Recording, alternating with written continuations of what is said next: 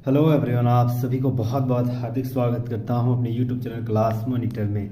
आज मैं फिर लेके आया हूं साइंस से संबंधित पिछले 10 सालों में जितने भी पूछा गया सवाल, आरआरबी एनटीपीसी हो, रेलवे हो, ग्रुप डी हो, जेई हो, जहां कहीं भी सवाल पूछा गया वो सारे सवाल आपके सामने जो प्रैक्टिस सेट के रूप में निकाला गया वो सारे सवाल आज के मैं 100 सेट प्रैक्टिस सिर्फ और सिर्फ साइंस से संबंधित सवाल लेकर आया। अंत तक जरूर बने रहिएगा। पसंद आएगा तो प्लीज लाइक एंड सब्सक्राइब जरूर कर लीजिएगा। चलिए शुरुआत करते हैं। पहला सवाल है कि मानव रक्त क्या होती है, मतलब अम्लीय होती है, उदासीन या क्षारीय या इनमें से कोई नहीं। सोचिए क्या होगी मानव रक्त। तो याद रखना है मानव रक्त की जो पीएच की मान है लगभग 7.3 से 7.4 लगभग इसकी के आसपास रहती है, यानी 7 से कुछ ज्यादा है तो याद नहीं हल्की सी क्षारीय होती है। तो राइट आंसर हो जाएगा ऑप्शन नंबर सी, हल्की सी क्षारीय होती है मानव रक्त। नेक्स्ट हम लोग आते हैं 100 सवाल टॉप एमसीक्यू जो कि प्रीवियस ईयर सवाल लेके आया हूं, अंत तक जरूर बने रहिएगा। दूसरा सवाल है कि जीवन और निर्जीव के बीच की कड़ी का काम कौन करता है। बहुत ही टफ सवाल है। तो याद रखना जीवन और निर्जीव के बीच में जो कड़ी का काम करता है वो वायरस करता है। Option number C right answer हो जाएगा, वायरस करता है जीवन और निर्जीव के बीच के कड़ी का काम। नेक्स्ट हम लोग आते हैं 3 नंबर सवाल, केंद्रक की खोज किस वैज्ञानिक ने किया था। तो याद रखना केंद्रक की खोज रॉबर्ट ब्राउन ने किया था। Option number C right answer हो जाएगा, रॉबर्ट ब्राउन ने केंद्रक की खोज किया था। नेक्स्ट हम लोग आते हैं सवाल नंबर 4, डाइस्टेम एंजाइम किसका पाचन करता है। बहुत ही शानदार सवाल है। ऑप्शन है आपका स्टार्च, कार्बोहाइड्रेट, प्रोटीन या कोई नहीं। तो डाइस्टेम एंजाइम जो है किसका पाचन करता है याद रखना डाइस्टेम एंजाइम जो है कार्बोहाइड्रेट का पाचन करता है। बहुत ही शानदार सवाल है यह, डाइस्टेम एंजाइम कार्बोहाइड्रेट का पाचन करता है। Option number B right answer हो जाएगा। चलिए नेक्स्ट हम लोग आते हैं 5 नंबर सवाल है कि पोर्टलैंड सीमेंट का मुख्य घटक कौन सा है। ठीक है, पोर्टलैंड सीमेंट जो है इसका मतलब कौन कौन सी मिल के बना होता है। तो याद रखना सिलिका, पोर्टलैंड सीमेंट में सिलिका, चूना और एल्यूमिना पाया जाता है। Option number A right answer हो जाएगा। पोर्टलैंड सीमेंट का मुख्य घटक जो है सिलिका, चूना और एल्यूमिना होती है। ऑप्शन नंबर ए यहाँ पर राइट आंसर हो जाएगा। नेक्स्ट हम लोग आते हैं 6 नंबर सवाल, 3 आयाम यानी 3D में लेजर बीम की सहायता से छायाचित्र बनाने की विधि को क्या कहा जाता है। ऑप्शन है आपका ऑडियोग्राफी, होलोग्राफी, वीडियोग्राफी या जीरोग्राफी। सोचिए क्या होगा तो याद रखना 3D जो लेजर बीम है उसमें होलोग्राफी विधि से छायाकृत बनाने की इस्तेमाल की जाती है। याद रखना किस विधि से, होलोग्राफी। तो option number B right answer हो जाएगा, होलोग्राफी। नेक्स्ट हम लोग आते हैं दूध का पीएच मान कितना होता है, 8.4, 7.4, 9.4 या 6.4। सोचिए क्या होगी।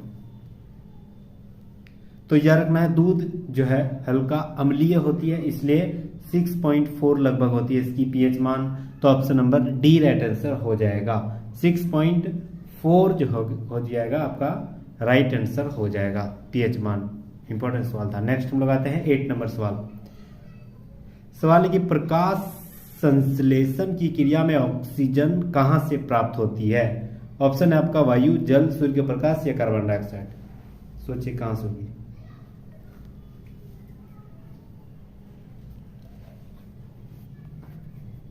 तो याद रखना प्रकाश संश्लेषण की जो क्रिया है वहां ऑक्सीजन कहां से आती है। बहुत ही शानदार सवाल है। तो option number B right answer हो जाएगा, ऑक्सीजन जो है आपका जल से आती है। Option number B right answer हो जाएगा। चलिए नेक्स्ट हम लोग आते हैं, आगे बढ़ते हैं। अगला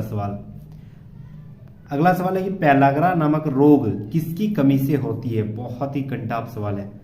पेलाग्रा नामक जो रोग है वह किसकी कमी से होती है। ऑप्शन है आपका थायमिन, कैल्सीफेलोर, मायोसिन या नियोसिन।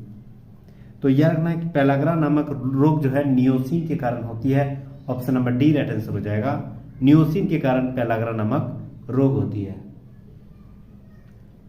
चलिए नेक्स्ट हम लोग आते हैं 10 नंबर सवाल है कि किस विटामिन की कमी से जनन क्षमता छिन्न हो जाती है, मतलब जनन क्षमता में समस्या आ जाती है। Vitamin C, vitamin D, vitamin E, vitamin K. तो यह रखना किस विटामिन की कमी से जनन क्षमता जो है छिन्न हो जाती है यानी कमी हो जाती है। तो option number C right answer हो जाएगा, विटामिन ई। ठीक है, option number C right answer हो जाएगा विटामिन ई। नेक्स्ट हम लोग आते हैं ट्रिप्सिन क्या है, अगला सवाल। ट्रिप्सिन क्या है, हार्मोन है, विटामिन है, एंजाइम है या लवण है, क्या है ट्रिप्सिन क्या है? तो याद रखना है ट्रिप्सिन एक एंजाइम है, option number C right answer हो जाएगा। ट्रिप्सिन एक एंजाइम है। नेक्स्ट हम लोग आते हैं 12th नंबर सवाल। प्यास का केंद्र कहां से होती है? याद रखिए जैसे प्यास हो गया ये सब, तो याद रखना इसका केंद्र जो है हाइपोथैलेमस है, option number C right answer हो जाएगा, हाइपोथैलेमस है। नेक्स्ट हम लोग आते हैं मरासमस नामक रोग शरीर के कौन से अंग को प्रभावित करती है? शानदार सवाल है। मरासमस नामक रोग जो है शरीर के कौन से अंग को प्रभावित करती है? स्किन यानी त्वचा को, मांसपेशियां, यकृत या जबड़ा? तो याद रखना मरासमस नामक रोग जो है मांसपेशियों में होती है, option number B right answer हो जाएगा। मांसपेशियों में मरासमस नामक रोग होती है, option number B right answer हो जाएगा। चलिए नेक्स्ट हम लोग आते हैं 14th नंबर सवाल। क्वासी और कोर किसकी कमी से होती है? बहुत ही शानदार सवाल। क्वासी और कोर जो है किसकी कमी से होती है? ऑप्शन है आपका लवण, वसा, ग्लूकोज या प्रोटीन। तो याद रखना है क्वासी और कोर जो है प्रोटीन की कमी से होती है, option number D right answer हो जाएगा। क्वासी और कोर नामक बीमारी जो है प्रोटीन की कमी से होती है, option number D right answer हो जाएगा। चलिए नेक्स्ट हम लोग आते हैं 15th नंबर सवाल। पोलियो किसके द्वारा होती है? ऑप्शन है आपका प्रोटोजोआ, जीवाणु, अमीबा या विषाणु। तो याद रखना पोलियो जो है विषाणु यानी वायरस के कारण होती है, option number D right answer हो जाएगा। पोलियो जो है आपका वायरस के कारण होती है, option number D right answer हो जाएगा। चलिए नेक्स्ट हम लोग आते हैं 16th नंबर सवाल। निम्नलिखित में से अस्थायी कण कौन सा है? ऑप्शन है आपका प्रोटॉन, इलेक्ट्रॉन, अल्फा कण या न्यूट्रॉन। तो याद रखना अस्थायी कण जो है अल्फा कण होती है, option number C right answer हो जाएगा। अस्थायी कण जो है अल्फा कण होती है, option number C right answer हो जाएगा। चलिए नेक्स्ट हम लोग आते हैं 17th नंबर सवाल। समस्थानिक परमाणुओं में क्या होती है? प्रोटॉनों की संख्या समान होती है, न्यूट्रॉनों की संख्या समान होती है, न्यूक्लियसों की संख्या समान होती है, क्या होती है? तो याद रखना है समस्थानिक में क्या होती है? तो प्रोटॉनों की संख्या समान होती है, option number A right answer हो जाएगा। प्रोटॉनों की संख्या समान होती है समस्थानिक में। नेक्स्ट हम लोग आते हैं 18th नंबर सवाल। किस रंग के प्रकाश का तरंगधैर्य सबसे अधिक होती है? बैंगनी, पीला, लाल या हरा? तो याद रखना तरंगधैर्य सबसे ज्यादा अगर होती है तो लाल में और सबसे कम बैंगनी में, ठीक है। याद रखना है तरंगधैर्य जो है सबसे ज्यादा लाल रंग में होती है, तो option number C right answer हो जाएगा। चलिए नेक्स्ट हम लोग आते हैं इंसुलिन एक हार्मोन है जो कहां से स्रावित होती है? एकदम 5 स्टार सवाल। इंसुलिन एक हार्मोन है जो कहां से स्रावित होती है? तो याद रखना है अग्नाशय की लैंगरहैंस ग्रंथियों से निकलती है, तो option number C right answer हो जाएगा। अग्नाशय के लैंगरहैंस ग्रंथियों से निकलती है इंसुलिन जो कि एक हार्मोन है, अब option number C right answer हो जाएगा। चलिए नेक्स्ट हम लोग आते हैं 20 नंबर सवाल। सवाल है कि ट्यूबलाइट में सामान्यतः कौन सी गैस भरी होती है? आर्गन प्लस फॉस्फीन, पारे का वाष्प plus argon, methane plus argon या इनमें से कोई नहीं? तो याद रखना ट्यूबलाइट में जो है पारे का वाष्प और आर्गन गैस भरी होती है, option number B right answer हो जाएगा। पारे का वाष्प और आर्गन गैस भरी होती है ट्यूबलाइट में। नेक्स्ट हम लोग आते हैं 21 नंबर सवाल। फलों के रस को सुरक्षित रखने के लिए किसका इस्तेमाल करेंगे? बहुत ही शानदार सवाल। फल नहीं, फल के रस को सुरक्षित रखने के लिए किसका इस्तेमाल करेंगे? ऑप्शन आपका एसिटिक अम्ल, फॉर्मिक अम्ल, सल्फ्यूरिक अम्ल या सोडियम बेंजोइट। तो याद रखना फलों के रस को सुरक्षित रखने के लिए सोडियम बेंजोइट का इस्तेमाल करेंगे, option number D right answer हो जाएगा। फलों के रस को सुरक्षित रखने के लिए सोडियम बेंजोइट का इस्तेमाल करेंगे। नेक्स्ट हम लोग आते हैं 22 नंबर सवाल है कि आंसुओं में कौन सा पदार्थ घुला होता है? स्टार्च, लाइसोजाइम एंजाइम या ग्लूकोज या कॉपर सल्फेट? तो याद रखना है आंसुओं में लाइसोजाइम एंजाइम्स घुले होते हैं, option number B right answer हो जाएगा। लाइसोजाइम एंजाइम्स घुले होते हैं आंसुओं में, option number B right answer हो जाएगा। चलिए नेक्स्ट हम लोग आते हैं 23 नंबर सवाल है कि एंजाइम क्या है? एक जीवाणु है, प्रोटीन है, अकार्बनिक यौगिक है या फफूंदी है? तो एंजाइम्स क्या होते हैं? तो याद रखना है एंजाइम एक प्रोटीन होते हैं, option number B right answer हो जाएगा। एंजाइम क्या होते हैं? तो याद रखना है एक प्रकार की प्रोटीन होती है एंजाइम्स। नेक्स्ट हम लोग आते हैं लोहे में जंग लगती है कैसे? पानी से, ऑक्सीजन से, पानी या ऑक्सीजन से और इनमें से कोई नहीं। तो याद रखना लोहे में जब भी जंग लगेगी पानी के साथ साथ ऑक्सीजन की होना जरूरी है, यानी पानी और ऑक्सीजन के साथ ही जैसे ही लोहा भीग जाती है जंग लगने की प्रक्रिया शुरू हो जाती है। Option number C right answer हो जाएगा। चलिए नेक्स्ट हम लोग आते हैं 25 नंबर सवाल। सूर्य से निरंतर ऊष्मा व प्रकाश मिलने का कारण क्या है? शानदार सवाल। तो सूर्य से जो हम लोग निकल रहे हैं वह क्या कारण है? ऑप्शन है आपका हाइड्रोजन का विखंडन, हीलियम का विखंडन, हाइड्रोजन का फ्यूजन, हीलियम का फ्यूजन। तो यह रखना है विखंडन, फ्यूजन यानी संलयन। ठीक है, तो option number C right answer हो जाएगा, संलयन यानी हाइड्रोजन का fusion. Option number C right answer हो जाएगा। नेक्स्ट हम लोग आते हैं 26 नंबर सवाल। निम्नलिखित में से कौन सा झूठा सोना किसे कहा जाता है? शानदार सवाल, एकदम शानदार सवाल, बेसिक सवाल ये। जो झूठा सोना जो है किसे कहा जाता है? पायराइट्स को, पायरोवेल्यूसाइट को, या फ्लोरास्फार को, या कॉपर पायराइट्स को। तो option number A right answer हो जाएगा, पायराइट्स को जो है झूठा सोना कहा जाता है। Option number A right answer हो जाएगा, पायराइट्स को जो है झूठा सोना कहा जाता है। नेक्स्ट हम लोग आते हैं, जितने भी सवाल लेके आ रहा हूं वो सारे सवाल आपको एनसीईआरटी बेस्ड और टॉप एमसीक्यू सवाल के रूप में प्रीवियस ईयर सवाल रेलवे के द्वारा अब तक जितने भी पूछे गए वो सारे सवाल आपके सामने प्रस्तुत कर रहा हूं। अंत तक जरूर बने रहिएगा, प्रीवियस ईयर सवाल देखना बहुत जरूरी है और यहाँ से आपको सेट प्रैक्टिस के रूप में ऐसे ही निरंतर चलते रहेगा। तो प्लीज हमारे साथ जुड़े रहिएगा, अभी के अभी प्लीज सब्सक्राइब जरूर कर लीजिएगा। चलिए 27 नंबर सवाल। ओस्टियोमलेशिया नामक रोग में शरीर का कौन सा भाग, कौन सा तंत्र जो है प्रभावित करता है? ऑप्शन है आपका श्वसन तंत्र, पारिसंचरण तंत्र, जनन तंत्र, या कंकाल तंत्र। तो याद रखना ऑस्टियोमलेशिया जो है यह नामक रोग शरीर को कंकाल तंत्र को प्रभावित करती है, यानी हड्डी। ऑस्टियो जहां गया हड्डी से संबंधित है, तो option number D right answer हो जाएगा, हड्डी को प्रभावित करती है osteomalacia. Option number D right answer हो जाएगा, हड्डी कमजोर हो जाती है यहाँ से। नेक्स्ट हम लोग आते हैं 28 नंबर सवाल। हमारे शरीर में कार्बोहाइड्रेट के पाचन के लिए कौन सा एंजाइम उत्तरदायित्व है? बहुत ही बड़ा सवाल है यार। तो यार रखना कार्बोहाइड्रेट के पाचन के ऑप्शन है आपका पेप्सिन, ट्रिप्सिन, या न्यूक्लियस, या एमाइलेज। तो यार रखना कार्बोहाइड्रेट के पाचन अगर कोई करता है तो वह एमाइलेज होता है। Option number D right answer हो जाएगा। बेसिक सवाल कार्बोहाइड्रेट से सवाल यहाँ है। ठीक है, कार्बोहाइड्रेट का पाचन कौन करता है? तो याद रखना है एमाइलेज करता है। Option number D right answer हो जाएगा, एमाइलेज करता है। नेक्स्ट हम लोग आते हैं 29 नंबर सवाल। हरित क्रांति की सफलता के लिए क्या आवश्यक नहीं है? ऑप्शन है आपका पर्याप्त सिंचाई की सुविधा, दूसरा HYV की उपलब्धता, उपज बीज वाला। ठीक है, नेक्स्ट है रासायनिक उर्वरक और कीटनाशकों की उपलब्धता, या मशीनीकरण। कौन सी जो है हरित क्रांति की सफलता का आवश्यक नहीं है? तो याद रखना है आपका मशीनीकरण जो है हरित क्रांति की देन नहीं है। Option number D right answer हो जाएगा। ठीक है, मशीनीकरण हरित क्रांति की देन नहीं है। Option number D right answer हो जाएगा। नेक्स्ट हम लोग आते हैं 30 नंबर सवाल। औषधि से जो दर्द दूर करता है वह कौन होता है? एंटीपायरेटिक, एंटीजन, एंटीबॉडी, या एनाल्जेसिक, एनाल्जेसिक।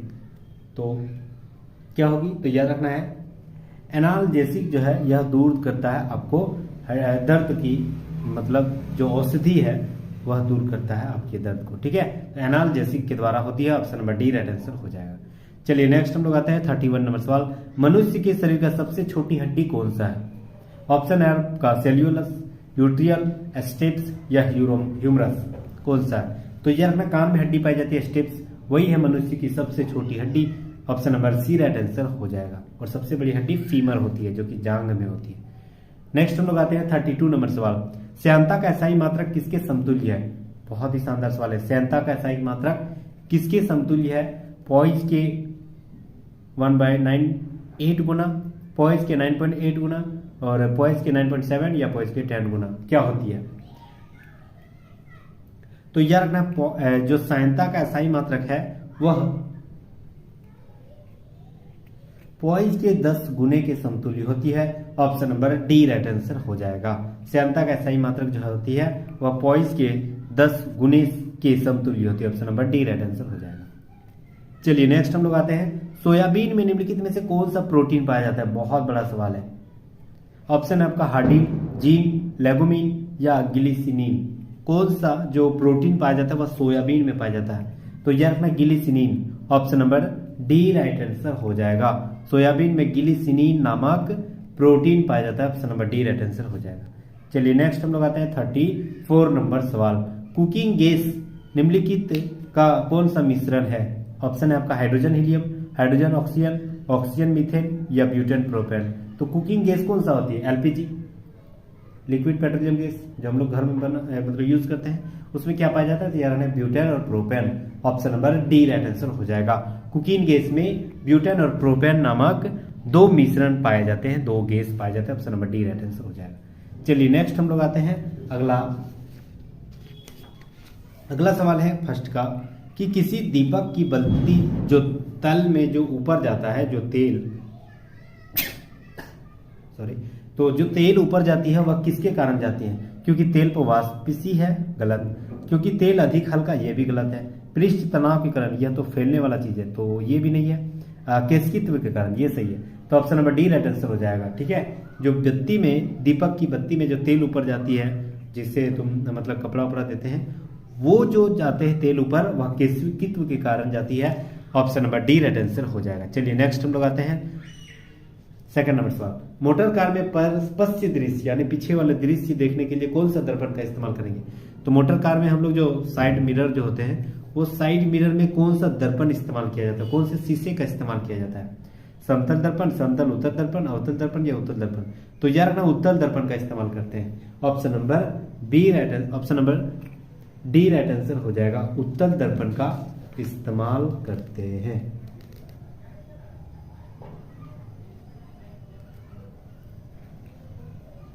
चलिए नेक्स्ट हम लोग आते हैं 3 नंबर सवाल। तड़ित चालक निर्मित होती है किससे? लोहे से, तांबा से, इस्पात से या एल्युमिनियम से? तड़ित चालक किसका बना होता है? बहुत ही शानदार सवाल है। तो यह अपना तड़ित चालक जो है तांबे का बना होती है। Option number B right answer हो जाएगा। तड़ित चालक जो है तांबे की बनी होती है। Option number B right answer हो जाएगा। चलिए नेक्स्ट हम लोग आते हैं 4 नंबर सवाल। पदार्थ का लघुत्तम अंश कौन सा है? ऑप्शन है आपका प्रोटॉन, न्यूट्रॉन, पॉजिट्रॉन, क्वार्क। सोचिए क्या हो। तो याद रखना पदार्थ का जो लघुत्तम अंश है वह क्वार्क होती है। Option number D right answer हो जाएगा। पदार्थ का लघुत्तम अंश जो है क्वार्क होती है। Option number D right answer हो जाएगा। चलिए नेक्स्ट हम लोग आते हैं निम्नलिखित में से सर्वाधिक पारिस्थितिक ईंधन कौन सा है? कोयला है, पेट्रोल है, हाइड्रोजन है या डीजल है? सर्वाधिक पारिस्थितिक ईंधन कौन सा है? मतलब पारिस्थितिकी स्थिति के रूप में कौन सा जो ईंधन है बहुत ही शानदार है, ज्यादातर खतरा इसमें नहीं है। ठीक है, तो option number C right answer हो जाएगा हाइड्रोजन। हाइड्रोजन से संबंधित जितने भी ईंधन पाए जाते हैं वो सारे जो है ना हमारे श्वास से संबंधित यानी हमारे वायु को ज्यादातर प्रभाव नहीं के बराबर करती है, इसीलिए पारिस्थितिकी तंत्र के आधार पर बहुत ही शानदार है। तो option number C right answer हो जाएगा। चलिए नेक्स्ट हम लोग आते हैं 6 नंबर सवाल है कि ईईजी का प्रयोग किस व्याधि के निदान के लिए किया जाता है? तो याद रखना ईईजी का इस्तेमाल जो है ऑप्शन है आपका हृदय, यकृत, मस्तिष्क या फुसफुस। हृदय में ईसीजी का इस्तेमाल होता है, ईसीजी इलेक्ट्रोकार्डियोग्राफ। मस्तिष्क में ईईजी का इस्तेमाल करते हैं। ठीक है, ईईजी इलेक्ट्रोइंफेसिलोग्राफी। ठीक है, तो यह रखना है मस्तिष्क में से संबंधित है EEG. Option number C right answer हो जाएगा। मस्तिष्क से संबंधित है ईईजी। नेक्स्ट हम लोग आते हैं 7 नंबर सवाल। रेडियो सक्रियता का आविष्कार किसने किया था? बहुत ही शानदार सवाल है। ऑप्शन है आपका madam Curie, Pierre Curie, Irene Curie या हेनरी बैकुरल। तो यह रखना है जो रेडियो सक्रियता की खोज हेनरी बैकुरल के द्वारा किया गया था। Option number C, option number D right answer हो जाएगा। हेनरी बैकुरल के द्वारा रेडियो सक्रियता का आविष्कार किया गया था। Option number D right answer हो जाएगा। चलिए नेक्स्ट हम लोग आते हैं 8 नंबर सवाल है कि विद्युतिक इस्त्री में अभ्रक का प्रयोग क्यों किया जाता है? सबसे पहला ऑप्शन है ताप का सुचालक है लेकिन विद्युत का कुचालक।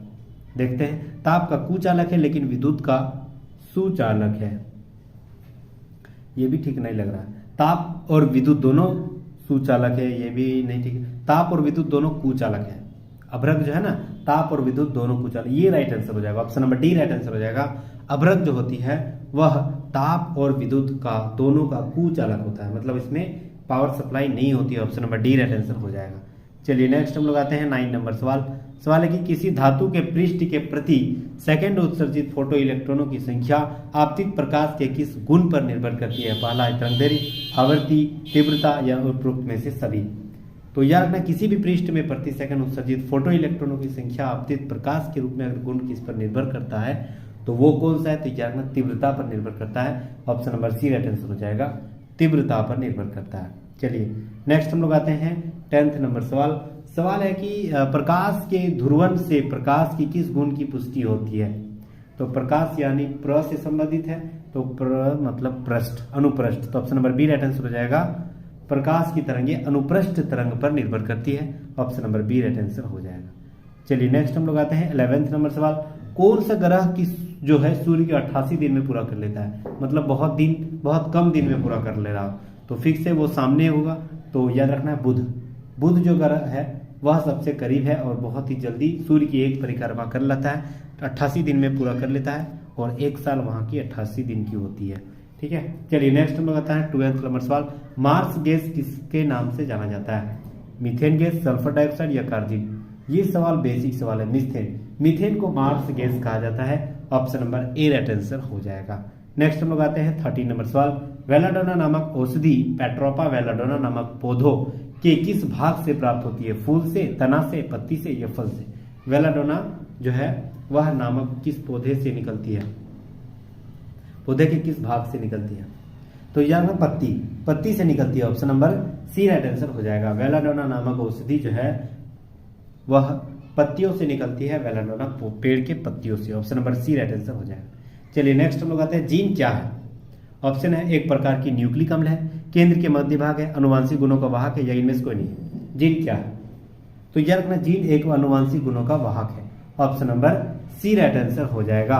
अनुवांशिक गुणों का वाहक है होती है gene, option number C right answer हो जाएगा। चलिए नेक्स्ट हम लोग आते हैं 15 नंबर सवाल। क्रोमोसोम शब्द सर्वप्रथम किसने दिया था, लेवरन ने, मैकुलाच ने, वाल्डेयर ने या फंक ने। तो याद रखना क्रोमोसोम सर्वप्रथम वोल्डेयर ने दिया था, option number C right answer हो जाएगा। वोल्डेयर ने सर्वप्रथम क्रोमोसोम शब्द का इस्तेमाल किया था, option number C right answer हो जाएगा। नेक्स्ट हम लोग आते हैं लैंगरहैंस की द्वीपिकाएं कहां पाई जाती है, गर्भाशय में, अग्नाशय में, मलाशय में या अस्थि मज्जा में। सोचिए कहां पाई जाती है लैंगरहैंस द्वीपिकाएं। तो याद रखना लैंगरहैंस द्वीपिकाएं जो है अग्नाशय में पाई जाती है, option number B right answer हो जाएगा। लैंगरहैंस द्वीपिकाएं अग्नाशय में पाई जाती है, option number B right answer हो जाएगा। नेक्स्ट हम लोग आते हैं 17 नंबर सवाल। रिकेट्स नामक रोग जो है किसकी कमी से कारण होती है, प्रोटीन के कारण, आयरन के कारण या विटामिन डी की कमी के कारण या ए की कमी के कारण। तो याद रखना है रिकेट्स नामक बीमारी जो है वह विटामिन डी की कमी के कारण होती है। ठीक है, तो option number D, option number C right answer हो जाएगा।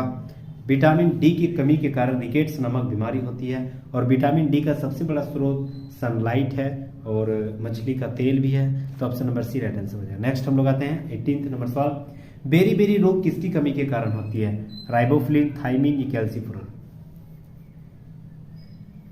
तो याद रखना बेरी रोग जो है थाइमिन, विटामिन B1 की कमी के कारण, option number B right answer हो जाएगा।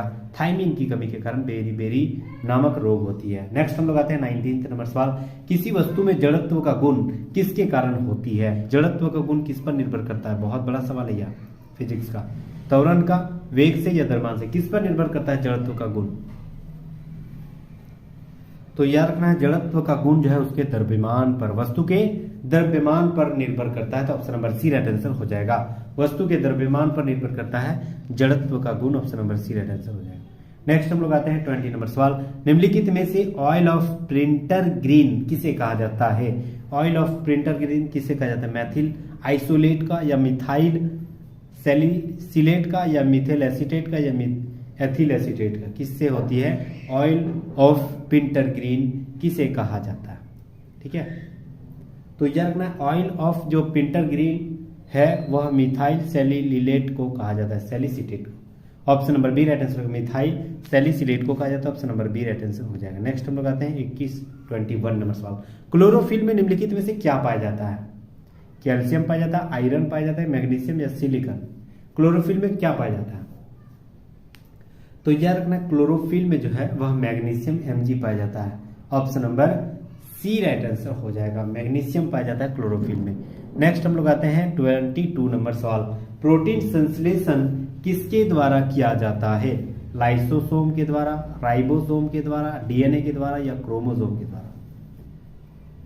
तो प्रोटीन संश्लेषण जो है वह किसके द्वारा होती है, तो याद रखना है राइबोसोम के द्वारा। ठीक है, option number B right answer हो जाएगा। बहुत बड़ा सवाल है, राइबोसोम जो है प्रोटीन संश्लेषण का काम करती है।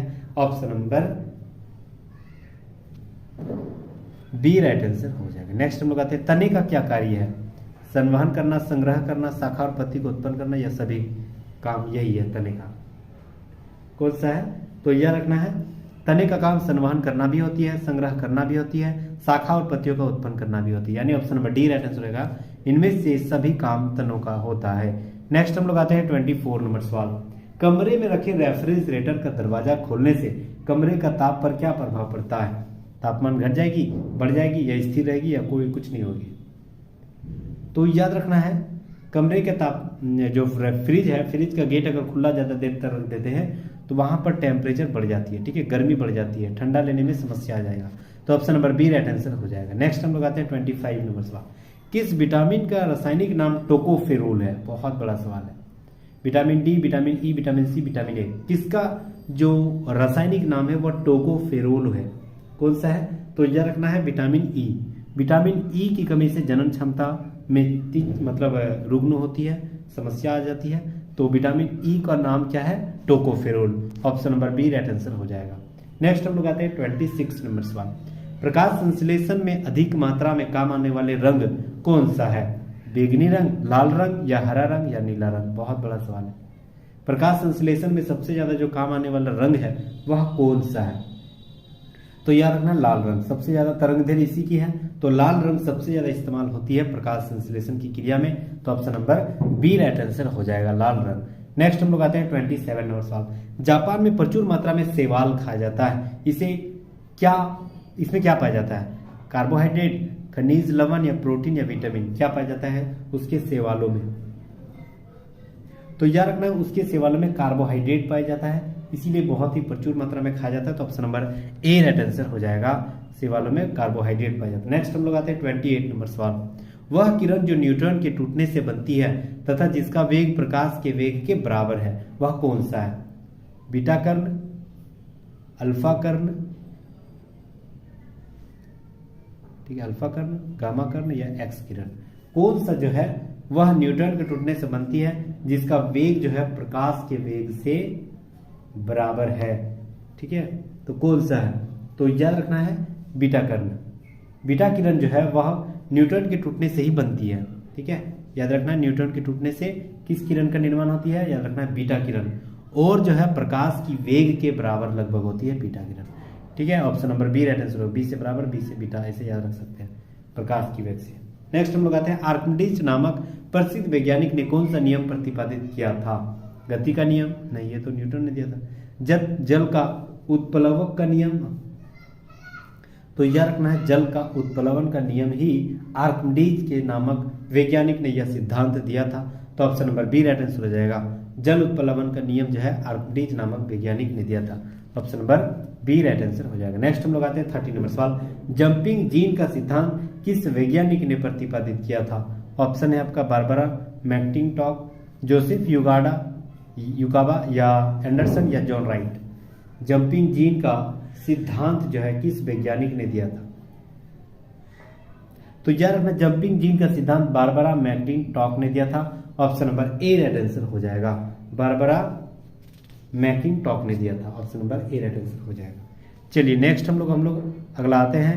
पहला सवाल, टोटल 100 लगभग 100 सवाल लेके आया हूं, और वो सारे सवाल आपको समझ में भी आ रहे होंगे, और ये सारे बेसिक कॉन्सेप्चुअल सवाल है और रेलवे के द्वारा पूछा गया सवाल है। सवाल है कि सैलिनोमीटर जो है यह यंत्र का प्रयोग क्यों किया जाता है? ऑप्शन आपका किसी के घोल में लवण की मात्रा को निर्धारित करने के लिए, तो लवण की मात्रा को निर्धारित करने के लिए ही सैलिनोमीटर का इस्तेमाल करते हैं। तो option number A right answer हो जाएगा। लवण की मात्रा को निर्धारित करने के लिए सैलिनोमीटर का मतलब इस्तेमाल किया जाता है। Option number A right answer हो जाएगा। नेक्स्ट हम लोग आते हैं दूसरा नंबर सवाल। चुंबकीय क्षेत्र अंतः क्रिया नहीं करता है, कौन सा नहीं करता है? स्थिर आवेशों के साथ, या यही वाला लग रहा है, चुंबकीय क्षेत्र का अंतः क्रिया स्थिर आवेशों के साथ नहीं करता है, यही सही है। Option number A right answer हो जाएगा। बाकी चलायमान आवेशों के साथ ये तो करता है। ठीक है, स्थिर अस्थायी चुंबकों के साथ चलायमान अस्थायी चुंबक, ये सारे करते हैं। नेक्स्ट हम लोग आते हैं 3 नंबर सवाल। एक स्थान से दूसरे स्थान तक विद्युत शक्ति का वितरण उच्च प्रत्यावर्ती धारा वोल्टता पर किया जाता है क्योंकि, बहुत ही शानदार सवाल है, क्योंकि पहला ऑप्शन है विद्युत का उपयोग कम करने के लिए, विद्युतिक तारों की चोरी को रोकी जा सके, या विद्युत अत्यधिक कम समय में फैल जाता है, यह विद्युत योग होती है, यह करती है। मतलब क्या राइट आंसर हो जाएगा? एक स्थान से दूसरे स्थान तक विद्युत शक्ति का वितरण या उच्च प्रत्यावर्ती धारा को वोल्टता पर क्या किया जाता है क्योंकि, ठीक है, क्यों इसका इस्तेमाल करते हैं? तो याद रखना है विद्युत के अपव्यय को कम करने के लिए जो है वोल्टता को कम किया जाता है। Option number A right answer हो जाएगा। नेक्स्ट हम लोग आते हैं, एक पंखे के नीचे बैठा हुआ आदमी ठंडा अनुभव करता है। यदि ताप मापक को पंखा के नीचे रख दिया जाए तो पाठ्यांक का क्या होगा? तो याद रखना पाठ्यांक जो है केवल सामान्य तापक्रम दर्शाता है। Option number B right answer हो जाएगा। नेक्स्ट हम लोग आते हैं, मानव आंख की रेटिना पर निर्मित प्रतिबिंब कौन सी होती है? मानव आंख की रेटिना पर निर्मित प्रतिबिंब कौन सी होती है? वास्तविक एवं सीधा, वास्तविक एवं उल्टा, वास्तविक काल्पनिक एवं सीधा, काल्पनिक एवं उल्टा, कौन सी होती है? तो यह रखना वास्तविक एवं उल्टा। Option number B right answer हो जाएगा। मानव आंख की रेटिना जो है वास्तविक और उल्टा पर निर्भर करता है। Option number B right answer हो जाएगा। चलिए नेक्स्ट हम लोग आते हैं 6 नंबर सवाल।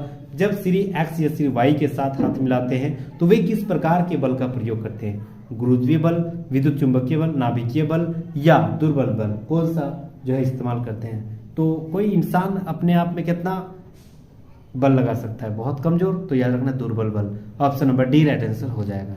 नेक्स्ट हम लोग आते हैं 7 नंबर सवाल। जल में सामान्य लवण के घोल में क्या होते हैं? सोडियम और क्लोरीन के प्राकृतिक अणु परमाणु, सोडियम के ऋणात्मक आयन और क्लोरीन के धनात्मक आयन, या सोडियम के धनात्मक आयन या क्लोरीन के ऋणात्मक आयन या सोडियम क्लोराइड के अणु क्या होते हैं? तो यार ना जल के सामान्य लवण में जो है वह सोडियम के धनात्मक आयन और क्लोरीन के ऋणात्मक आयन होते हैं। ठीक है, सोडियम के धनात्मक और क्लोरीन के ऋणात्मक आयन होते हैं जल में। ठीक है, नेक्स्ट हम लोग आते हैं, option number C right answer हो जाएगा। नेक्स्ट हम लोग आते हैं HCl, CH3 और COOH से अधिक शक्तिशाली अम्ल है, क्यों? मतलब HCl जो है CH3 और COOH से भी ज्यादा शक्तिशाली अम्ल है, मतलब हाइड्रोक्लोरिकल में सबसे ज्यादा प्रबल है, क्यों? तो यह रखना है क्यों है, तो option number B right answer हो जाएगा।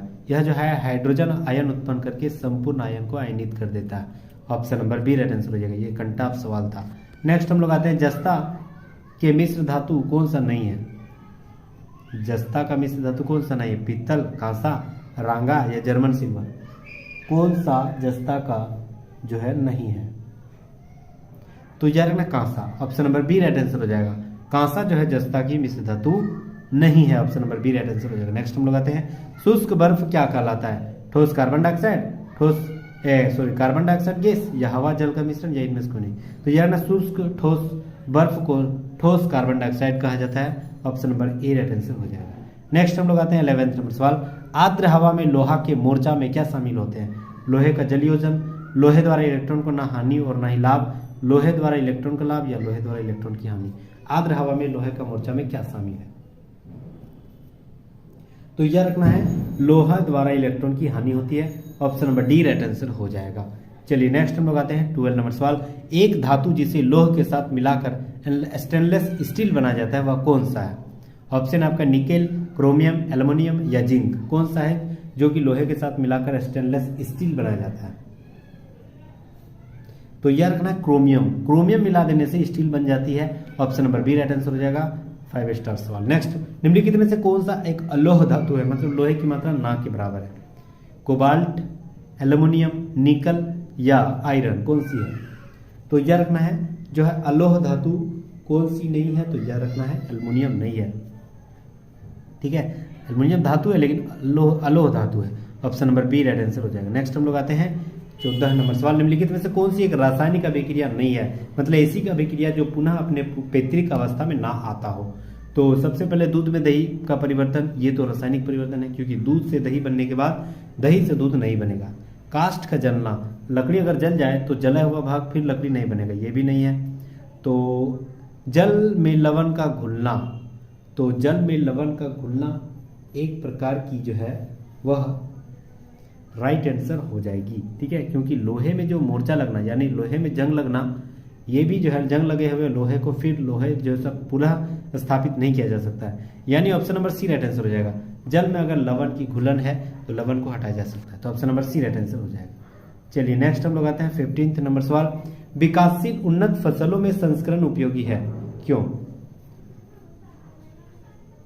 तो यह रखना option number C right answer हो जाएगा। जीनों का अनुकूल और सम्मिश्रण उत्पादन करने के लिए विकासशील उन्नत फसलों में संस्करण का इस्तेमाल किया जाता है, तो option number C right answer हो जाएगा। नेक्स्ट हम लोग आते हैं निम्नलिखित फसलों में से किसमें सबसे अधिक प्रकाश संश्लेषण की क्रिया होती है? बहुत ही शानदार सवाल है। सबसे ज्यादा प्रकाश संश्लेषण की क्रिया किसमें सन्निहित है? तो यह रखना सबसे ज्यादा है जो ना प्रकाश संश्लेषण की क्रिया गन्ना में होती है, option number B right answer हो जाएगा, गन्ना। नेक्स्ट हम लोग आते हैं मानव शरीर में दीर्घतम अंतःस्रावी ग्रंथि कौन सी है? पिट्यूटरी या पीयूष ग्रंथि, आउटू या थायराइड ग्रंथि, अधिविरिक या एड्रिनल ग्रंथि या थाइमस? कौन सा जो है हमारे शरीर में दीर्घतम यानी सबसे बड़ी अंतःस्रावी ग्रंथि है? बहुत बार यह सवाल पूछा गया है, तो यह रखना है जो थायराइड ग्रंथि जो है सबसे बड़ी अंतःस्रावी ग्रंथि है, option number B right answer हो जाएगा, थायराइड ग्रंथि। नेक्स्ट हम लोग आते हैं 18 नंबर सवाल। सवाल है कि रेडियम प्राप्त होते हैं कहां से? ऑप्शन आपका गैलिना से, हेमाटाइट से या पिच ब्लेंड से या बॉक्साइट से। रेडियम जो है कहां से प्राप्त होते हैं? तो यह रखना रेडियम जो पिच ब्लेंड से प्राप्त होती है, option number C right answer हो जाएगा, पिच ब्लेंड से रेडियम प्राप्त होती है। नेक्स्ट हम लोग आते हैं 19 नंबर सवाल। निम्नलिखित में से कौन सर्वाधिक अस्थायी तत्व है? ऑप्शन आपका ऑक्सीजन, नाइट्रोजन, रेडियम या सीसा। कौन सा जो है एक अस्थायी तत्व है? तो यह रखना अस्थायी तत्व सीसा है, option number D right answer हो जाएगा, सीसा। नेक्स्ट हम लोग आते हैं 20 नंबर सवाल। जल में घुलते समय CO2 गैस उत्पन्न करती है, कौन? तीव्र अम्ल, तीव्र छाल, दुर्बल अम्ल या दुर्बल छाल? कौन सी जो है जल में घुलते समय CO2 गैस में उत्पन्न होती है, कौन सी?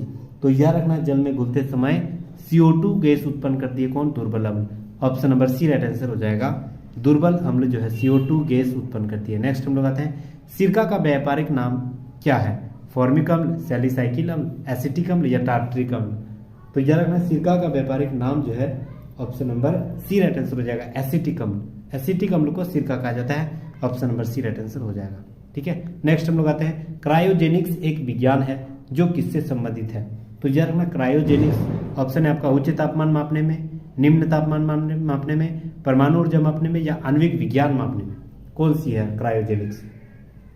तो याद रखना क्रायोजेनिक्स जो है ना निम्न तापमान को मापने में, लगभग -150 डिग्री सेल्सियस से कम अगर कोई टेम्परेचर कम हो, सोचिए -150 डिग्री सेल्सियस से भी कम, तो उसको मापने की जो विधि है वो क्रायोजेनिक्स के द्वारा किया जाता है, option number B right answer हो जाएगा।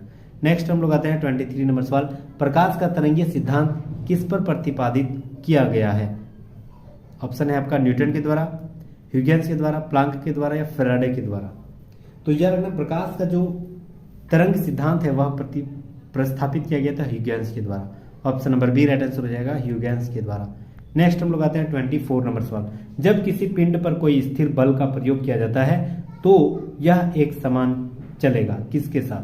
तो यह ना जब कोई पिंड जो है वह स्थिर बल के साथ प्रयोग करता है तो वह किसके साथ समान चलेगा? गति के साथ या वेग के साथ, त्वरण के साथ या संवेग के साथ? तो यह रखना किसके साथ? तो त्वरण के साथ, option number C right answer हो जाएगा। त्वरण के साथ किसी भी पिंड पर कोई स्थिर बल का प्रयोग हो रहा हो तो वह त्वरण समान चाल चलेगी, option number C right answer हो जाएगा। चलिए नेक्स्ट हम लोग आते हैं प्रकाश की गति न्यूनतम होती है जब वह गुजरती है किस पर? वायु से होकर, जल से होकर, कांच से होकर या निर्वात से होकर? तो याद रखना प्रकाश की गति जो है बहुत धीमी हो जाती है, कहां पर? कांच से जब प्रकाश गुजरती है, option number C right answer हो जाएगा। कांच से होकर जब गुजरती है प्रकाश की किरण तो उसकी जो गति है वह न्यूनतम हो जाती है, option number C right answer हो जाएगा। नेक्स्ट और आज के इस क्लास के अंतिम सवाल है कि जब 0 डिग्री सेल्सियस से 10 डिग्री सेल्सियस तक जल को गर्म किया जाता है तब जल का आयतन क्या हो जाती है? ऑप्शन है बढ़ जाती है, घट जाती है, पहले घटता बढ़ता है, फिर बढ़ता है और घटता है। कौन सी है जब 0 डिग्री से 10 डिग्री तक जल को गर्म किया जाता है तब जल का आयतन क्या हो जाती है, तो यह ना पहले तो घटता है लेकिन फिर बाद में बढ़ जाती है, तो option number C right answer हो जाएगा। ठीक है, चलिए नेक्स्ट, सॉरी यहाँ तक खत्म हो गया है और लगभग 100 सवाल नहीं भी गया होगा तो कुछ कम ही होगा 1-2। तो यहाँ तक बने रहने के लिए बहुत बहुत शुक्रिया, धन्यवाद, खैर मकदम। अगर आप नए हैं तो प्लीज़ सब्सक्राइब कर लीजिएगा, क्योंकि हम जितने भी प्रीवियस ईयर सवाल है वो सारे सवाल according to syllabus, according to मतलब एग्जाम, हर एग्जाम के रूप में एमसीक्यू के रूप में वे सारे सवाल आपको इसी चैनल में मिलेगी। और ये सारे जो है आपको प्रीवियस ईयर सवाल है वो सारे सवाल आपको कंटेंट के रूप में आपके सामने प्रस्तुत करता हूँ। तो प्लीज़ हमारे साथ जुड़े रहिएगा, हमारे फैमिली में, क्लास मॉनिटर के फैमिली में आपका जोरदार स्वागत रहेगा। ठीक है, तो thank you so much guys यहाँ तक बने रहने के लिए। और हमारी मेहनत अगर पसंद आ रहा होगा तो प्लीज़ लाइक एंड सब्सक्राइब, और हाँ अगर कम से कम एक सोशल मीडिया में ज़रूर शेयर कर दीजिएगा, क्योंकि अभी रेलवे का एग्जाम होने वाली है, एनटीपीसी, एलपी और आरपीएफ का भी। ठीक है, बहुत कम समय है, क्योंकि समय कम है और हमें कंटेंट भी ज़्यादा जानने होंगे, तो इसीलिए प्लीज़ हमारे साथ जुड़े रहिएगा। वो सारे सवाल आपके सामने करने वाला हूँ जो जितने भी रेलवे के द्वारा पूछा गया जीके जीएस से, ठीक है, अकॉर्डिंग टू सिलेबस। ठीक है, तो thank you so much guys, बहुत बहुत शुक्रिया। फिर मिलते हैं नेक्स्ट वीडियो में, तब तक के लिए जय हिंद।